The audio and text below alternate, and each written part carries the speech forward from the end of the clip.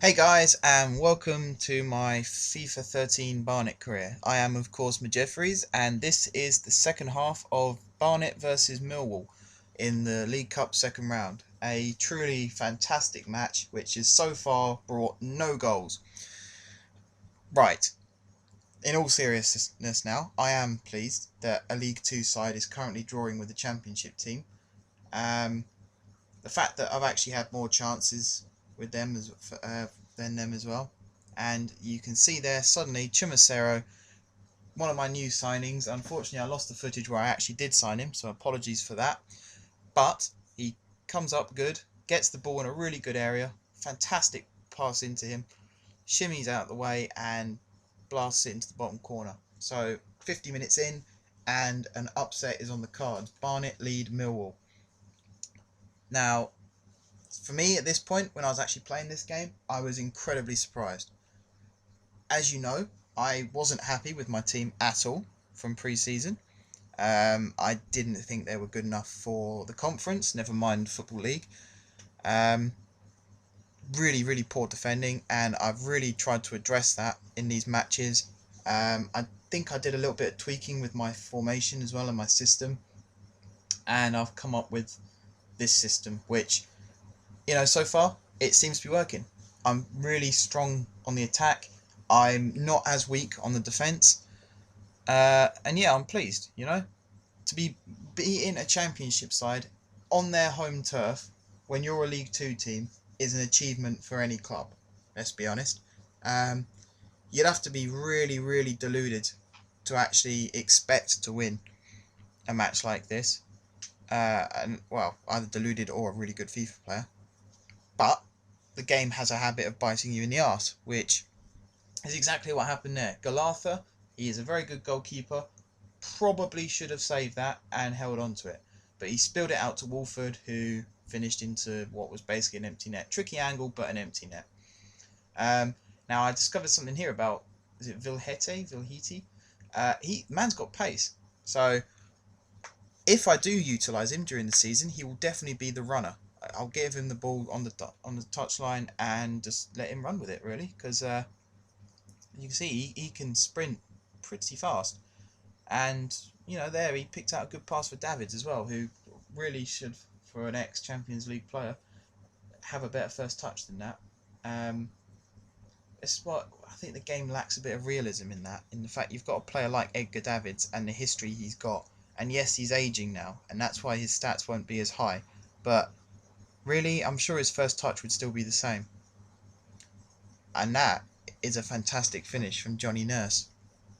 As I said, I know Nurse from a few years ago, watching him play for Stevenage, and to my knowledge, to my memory, I don't remember him scoring a goal like that. Especially as I believe he's a right-footed striker, so to score a goal of that quality on his left foot, I mean that's good. To do it against a championship team, to put your team 2-1 ahead, that's very good. So I am thrilled to bits at this point. Really happy that not only do I have a team that's scoring goals, but I don't even have my first choice striker starting, and he's scoring goals, my reserve striker. That fills me with confidence for the season, because now that means I have faith in that if Tim Payne gets injured, Nurse can come in and do almost as good a job. And I know for a fact that Nurse has pace. He's not the strongest player, but hopefully he can accelerate away from them before he needs to use his strength. Um, and yeah, he used it there. He ran away from his man and he scored the goal from it. So I really can't complain about that. I can complain about my defence giving away stupid free kicks though, especially free kicks that could potentially cost me, as this one does. Smith with the goal. I'm not sure if that's Adam Smith or Alan Smith or Antonio Smith. I don't know his name. All I know is he's just blitzed it into the back of my net. So I might need to work on defending set pieces again. I had a wall.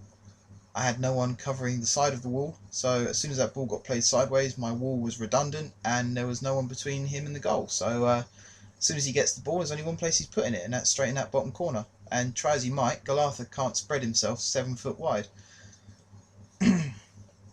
So sadly, back to level pegging. But I don't think I've made any subs yet in this match, so I've still got 3 fitter legs on the bench waiting to come on. And that was Nurse using a bit of strength and a bit of pace there as well. And you can see again Davids is knackered, which, I mean, for me that's worrying, because not only is he one of my leading midfielders and one of my best rated midfielders, but he's also my captain. So if he can't stay fit for an entire 90-minute match, do I change my captain, or do I just keep subbing him off halfway through the game?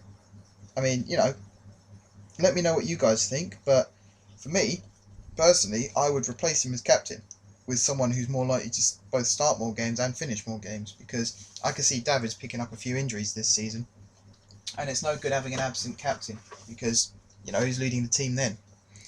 So, I think Davids, he's already said that he's going to retire at the end of the season, so maybe I should just wind him down a bit now, sort of, get him ready for the end of his career, play him every other game or something like that.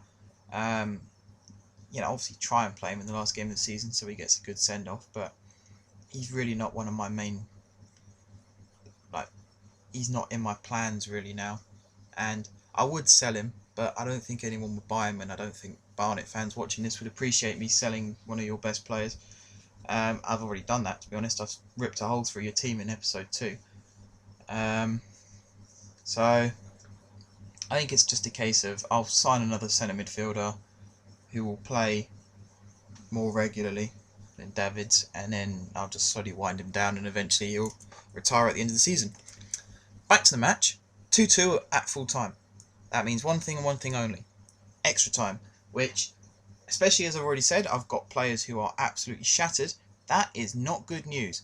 As much as I've strengthened my team and as much quality and depth I've got, I really need players fit, like my entire squad fit for the season, because I haven't got the biggest squad. Most of the players I have signed are not on the smallest of wages, which means that my budget is pretty shot to pieces, if I'm honest. So I need as many players available as I can get, and if I've got players like Davids, who are sort of, the team is carrying him along for the season, he's a bit of a passenger, it's not good news really, because if I then end up with a shortage of midfielders, who am I going to turn to? If my captain and my main midfielder is injured, his covering man could get injured. I've only got 3 centre midfielders. I think I can move a Cam back, but that won't be as strong. I've got Lecointe already, who is sort of semi-playing out of position. If I bring him into the midfield, I could loan some midfielders, I suppose, in January, but again, that's more money.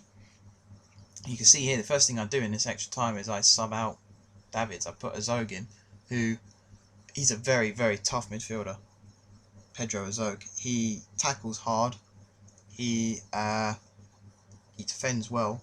He holds the ball up well. He has a really good shot on him, which you'll probably see at some point during this series. He has a habit of scoring long ranges on my other career modes, which is where I learnt about him. So yeah, I mean, he's the sort of man you want to rely on, but I want to rely on him as a starter, and the only reason I didn't start him in this game was because he was already a bit tired from the previous league match. If it wasn't for that, he'd have started this match, and Davids probably wouldn't have. It would have been Chumacero and Azog in the middle. So you'll see the subs come on in a minute when the ball next gets played out.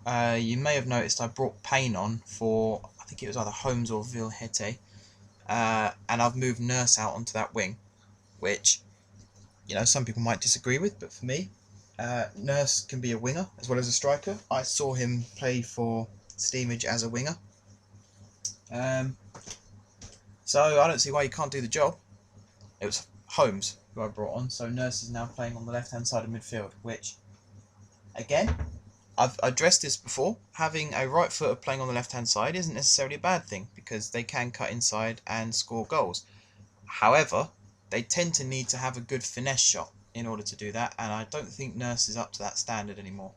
I don't even know if Nurse was ever up to that standard to start with, if I'm quite honest, but you win some, you lose some and all that. Payne is on the pitch though, and as you'll see here, this is Azog, back to Payne, and bam, 3-2. That is a good combination that I want to see for the rest of the season.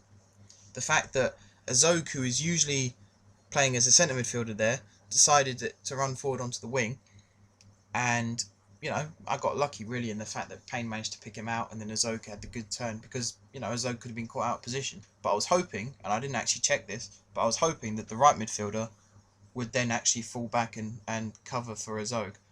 But that's why I like having those two centre midfielders there, because they do make those runs, and when they do make those runs, things tend to happen, like good attacks happen.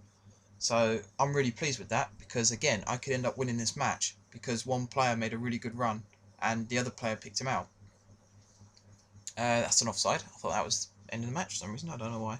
But yeah, I mean, for me, that was a really good goal. And if I can score more goals like that this season, I'll be incredibly happy, because for a League 2 team, they haven't got the greatest of budgets, they haven't got the greatest of reputations. It's hard to get the decent players in that you can afford. So to pick up Azog on a free transfer, and I think I picked up Payne on a free transfer as well, if I remember rightly, you've got two players there who can potentially play at championship level, maybe even higher. And I've picked them both up on free transfers on relatively minimal wages as well. You've seen them link up there for the goal. You'll see Payne score a lot more goals as this season goes on. You'll see Azog maybe chip in with a goal or two, and that's really promising. And the real bonus is they're both young, so they've still got plenty of years left in them to truly develop as players. And the Quint is coming on as well. He's another one of those. He's shown for me, unfortunately in the matches that I've lost the footage for, but also a little bit in this game, he's shown to me that he's got really good potential to become a really good player for Barnet. He is only on loan at the moment. I will make that loan permanent, I've decided. But, to have a good team of youngsters, as well as having a few experienced players, that's a really good mix, because then you've got the young players who've got the pace and the power, and the drive and the ambition, and in some ways the naivety in order to try the ridiculous. So like, you wouldn't see a 30-year-old hit a 25-yarder like you'd see an 18-year-old hit it, because the 18-year-old is trying to impress and the 30-year-old doesn't think he'll score. And it makes the game a lot more entertaining, and it gives you something to work for. It gives you an incentive to actually play on for more than one season, because you want to see how your young players will develop as the seasons go on. And that's why I want to set up the youth academy on here as soon as possible as well, if I can get the money. In January I might sell a couple of fringe players in order to get enough money to bring a scout in, because you start off with a 14-year-old in your youth academy, you wait 2 years for him to develop, you bring him into your team as a 16-year-old, and the next thing you know, he's worth 25 million. And it's a real interesting thing to see how your players can develop as time progresses, and actually how your team changes and develops by bringing these young players in. I've done an experiment before with a career mode where I've only used players from my academy. I admit it took 3 years to get to that stage. The incentive was there all along, which is why I played for those 3 years. I did sim a few games though, so I cheated a little bit.